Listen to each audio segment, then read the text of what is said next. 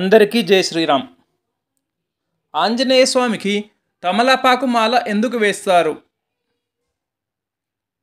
సీతమ్మ తల్లిని రావణుడు అపహరించాడు.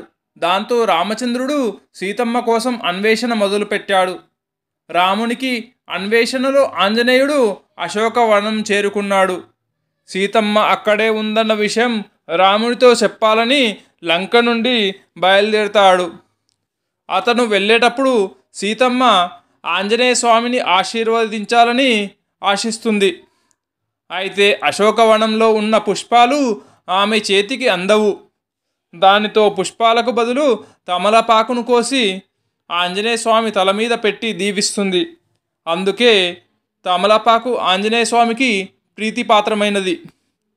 అది మాత్రమే కాదు, సీతమ్మ వద్ద నుండి తిరిగి వెళ్తూ ఆకాశంలో పయనిస్తూ గట్టిగా హూంకరిస్తాడు హనుమంతుడు. అది విన్న వానరులకు విషయం అర్థమైపోతుంది.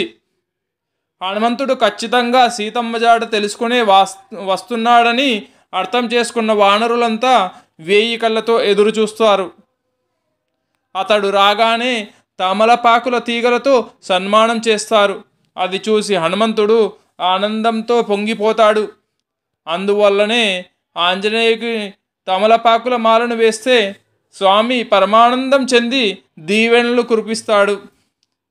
ఆంజనేయ స్వామి జ్యోతి స్వరూపుడు. ఆయనను పూజిస్తే కష్టాలు మాయమైపోతాయి, అవరోధాలు తొలగిపోతాయి. అందుకే ప్రతి మంగళవారం, శనివారాల్లో హనుమంతునికి ప్రపంచవ్యాప్తంగా పూజలు జరుగుతాయి. పూజలో భాగంగా ఆయనకు ఎంతో ఇష్టమైన తమలపాకు మాలను సమర్పిస్తే మనోభీష్టాలు నెరవేరుతాయి. అది మాత్రమే కాక హనుమాన్ చాలీసా సైతం పారాయణ చేస్తే సర్వసంపదలు సుఖ సంతోషాలు కలుగుతాయి. జై శ్రీరామ్, జై శ్రీమన్నారాయణ, జై హనుమాన్.